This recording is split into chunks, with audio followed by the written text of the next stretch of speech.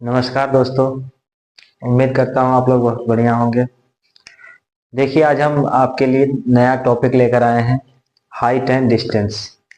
यह टॉपिक एक class 10th का एक टॉपिक है, एक चैप्टर का, एक एक्सरसाइज का एक टॉपिक है। उस चैप्टर का नाम है 9th chapter, height and distance पढ़ेंगे। हाइट एंड डिस्टेंस मेन रूप से रिलेटेड है यह ट्रिगोनोमेट्रिकल रेशियो या ट्रिगोनोमेट्रिकल फंक्शन से ही। ट्रिगोनोमेट्रिकल फंक्शन हम एक चैप्टर में पढ़े हैं, 9th चैप्टर हमारा पढ़ने का है हाइट एंड डिस्टेंस। देखिए, बहुत ही इंपॉर्टेंट चैप्टर है। इससे बोर्ड्स में 6 मार्क्स के एक एक क्वेश्चन पूछे जाते हैं। देखिए, इस क्वेश्चन को पढ़ने, इस एक्सरसाइज को करने से पहले इसके कुछ इंट्रोडक्शन जान लेते हैं कि क्या होता है हाइट एंड डिस्टेंस।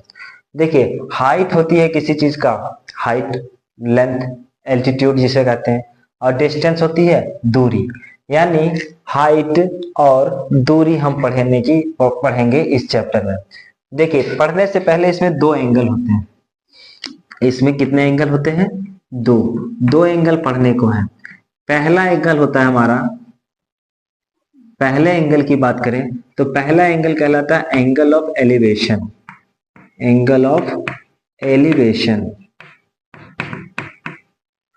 अगर हम बात करें दूसरे एंगल की तो उसे कहा जाता है angle of depression. Angle of depression.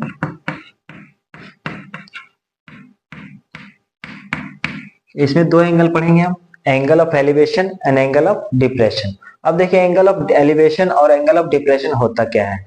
जैसे कोई अगर व्यक्ति, कोई पर्सन यहां पर खड़ा है, अगर यह पर्सन, यह आंखों के जो सीध में, आंखों के सीधे जो लाइन इसके ड्रॉ कर रहे हैं उसे कहा जाता है हॉरिजॉन्टल लाइन। हॉरिजॉन्टल लाइन, या इसी को कह सकते हैं नॉर्मल रे। नॉर्मल रे। आंखों के सामने, आंखों के सामने जब कोई ऑब्जेक्ट होता है, जब देखते हैं तो वो क्या कहलाता है? हमारा नॉर्मल रे या हॉरिजॉन्टल लाइन। अब कोई व्यक्ति, अब इस सूर्य को, अब इस सूर्य को या कोई ऑब्जेक्ट हो ऊपर, या पंखा हो, टीवी हो, कुछ भी हो, अब यह व्यक्ति इस अगर ऑब्जेक्ट को देखेगा, इस ऑब्जेक्ट को देखेगा तो, और ये होती है हमारी लाइन ऑफ साइट। कौन सी लाइन कहलाती है? Line of site. यानी जो ऊपर देख रहे हैं ऑब्जेक्ट को, वह लाइन क्या कहलाएगी? Line of sight. और आंखों के सामने जो लाइन बन रही है उसे हॉरिजॉन्टल लाइन कहेंगे या नॉर्मल लाइन। दोनों लाइन ऑफ साइट और हॉरिजॉन्टल लाइन के बीच एंगल जो बनते हैं उसी को कहा जाता है angle of elevation. Angle of elevation. ये तो हो गई एंगल ऑफ एलिवेशन। यानी आंखों से जब हम ऊपर की ओर किसी चीज, ऑब्जेक्ट को हम ऊपर की ओर, सर के ऊपर की ओर देखते हैं तो उससे जो एंगल क्रिएट होता है वह एंगल ऑफ एलिवेशन। एलिवेट मतलब होता है उठाना, उठ किसी चीज को ऊपर की ओर देखना। अब देखिए, एंगल ऑफ डिप्रेशन समझते हैं। डिप्रेशन का मीनिंग ही पता चल रहा है, झुका हुआ। डिप्रेशन, अगर डिप्रेस्ड कोई व्यक्ति है तो वह क्या रहेगा? झुका हुआ। तो डिप्रेशन, डिप्रेशन एंगल कैसे बनता है? यह कोई व्यक्ति है और यहां पर कोई ऑब्जेक्ट पड़ी हुई है, मान लेते हैं यह एक बॉल है, यहां पर एक ऑब्जेक्ट पड़ी हुई है। अब यह व्यक्ति, यह है इसका नॉर्मल रे। नॉर्मल रे। अब यह व्यक्ति इस ऑब्जेक्ट को अगर देखेगा तो उसे आंखें नीचे करनी पड़ेगी, आंखें नीचे करनी पड़ेगी।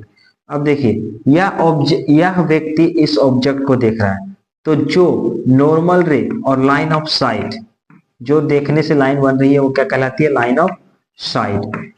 नॉर्मल रे और लाइन ऑफ साइट के बीच जो एंगल बनेगा उसी को कहा जाता है angle of depression. Angle of depression. तो मेन रूप से हमें दो एंगल जानने थे, angle of elevation and angle of depression. Depress में व्यक्ति नीचे की ओर देखेगा और एलिवेट में व्यक्ति ऊपर की ओर, ऊपर की ओर देखेगा तो एलिवेशन एंगल बनेगा, नीचे की ओर देखेंगे तो डिप्रेशन एंगल बनेगा। ये दो एंगल हमें जानने थे, ये दो एंगल ही इस चैप्टर के पूरे बेस्ड हैं। दो एंगल अगर जान गए तो पूरा चैप्टर आपको इजी लगेगा। अब देखिए क्वेश्चन नंबर फर्स्ट की ओर बढ़े। ये तो हमारा बेसिक था। क्वेश्चन नंबर फर्स्ट देखिए क्या कहता है।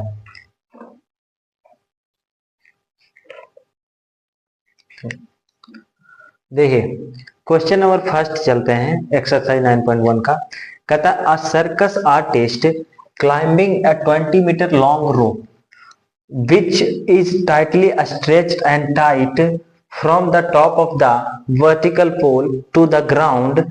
Find the height of the pole if the angle made by the rope with the ground level is 30 degree. देखिए क्या कह रहा है क्वेश्चन। क्वेश्चन कह रहा है कि एक 20 मीटर लॉन्ग रोप है जो एक वर्टिकल, एक tightly stretch and tight from the top of the vertical pole. एक वर्टिकल पोल है, बनाते हैं वर्टिकल पोल। वर्टिकल मतलब जो सीधी लाइन होती है उसे वर्टिकल लाइन कहती है। ये पोल है हमारा।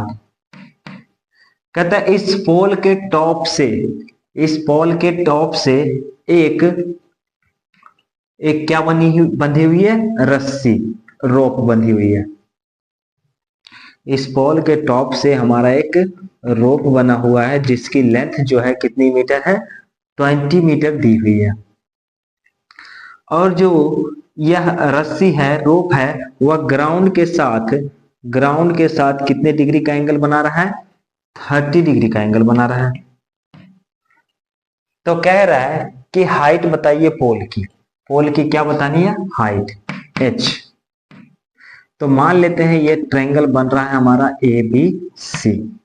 देखिए ज्यादा कुछ कह नहीं रहा था। एक सर्कस का आर्टिस्ट है जो क्लाइंबिंग, सर्कस, कलाकारी दिखा रहा है इस रस्सी के ऊपर जो 20 मीटर लॉन्ग है, जो टाइटली स्ट्रेच्ड है, किससे, एक वर्टिकल पोल के टॉप से बंधा हुआ है। ये वर्टिकल पोल है, उसका टॉप ए है, ए से यह रस्सी अच्छी तरह से टाइटली बंधी हुई है।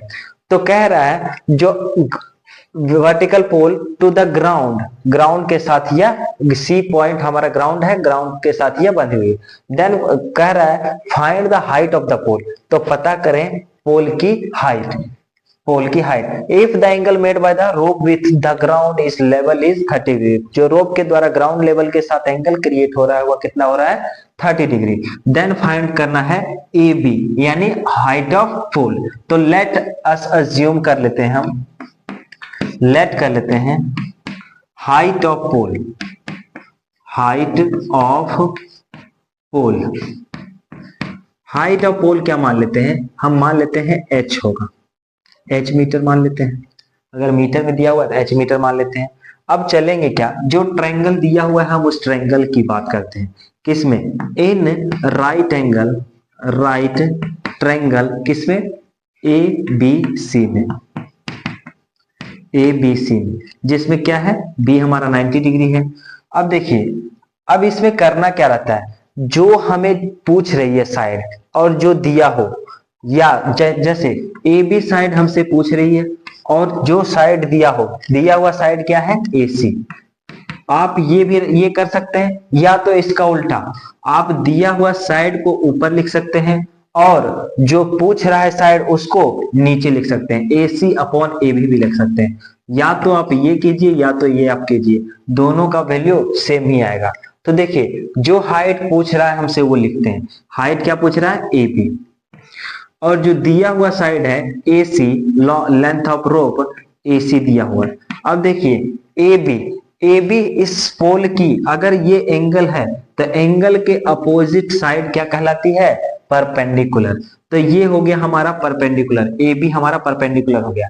हम जानते हैं कि ट्रायंगल की सबसे लॉन्ग साइड क्या कहलाती है, हाइपोटेन्यूज। वैसे भी अगर ये राइट एंगल है, राइट एंगल के अपोजिट साइड क्या कहलाएगी, हाइपोटेन्यूज। तो ये हमारा परपेंडिकुलर हो गया और ये हमारा हाइपोटेन्यूज हो गया। तो परपेंडिकुलर अपॉन हाइपोटेन्यूज क्या बनाता है, साइन थीटा। Sine theta. अगर परपेंडिकुलर अपॉन हाइपोटेनिस करते हैं तो क्या बनता है, साइन थीटा। तो साइन थीटा लिख दिया। अब ए बी को माने थे हाइट ऑफ पोल, तो ए बी का वैल्यू रख देते हैं एच। अब देखिए ए सी का वैल्यू कितना दिया हुआ है 20 मीटर, तो यहां रख देते हैं 20 मीटर। अब साइन थीटा देखिए कितने डिग्री का बना रहा है 30 डिग्री। अब देखिए यहां से करते हैं, यहां पर शुरुआत करते हैं यहां से। अब h अपॉन 20 है, h अपॉन 20 है इक्वल टू साइन 30 का वैल्यू हम पढ़ चुके हैं। साइन 30 का वैल्यू कितना हम जानते हैं, साइन 30 का वैल्यू होता है 1 अपॉन 2। तो क्या मैं साइन 30 का वैल्यू 1 अपॉन 2 रख दूं। अब करना क्या है, इसका क्रॉस मल्टीप्लाई कर देना है, कर दिखाना नहीं है, सिर्फ कर लिख देना है क्रॉस मल्टीप्लाई कर रहे हैं। तो क्रॉस मल्टीप्लाई करने से क्या होगा, 2 का मल्टीप्लाई हम h से कर देंगे इक्वल टू 20 का मल्टीप्लाई 1 से करेंगे, कितना आएगा 20। अब h इक्वल टू देखिए 2 इधर मल्टीप्लाई में है LHS में, इसको RHS में ले जाएंगे तो क्या हो जाएगा डिवाइड में। तो 2 10 जा कितना हो गया 20। अगर बात करूं हाइट की, तो हाइट हमारे पास कितना आ गया 10 मीटर, 10 मीटर। इसलिए लिख देंगे हैंस करके height of pole, height of pole, height of the pole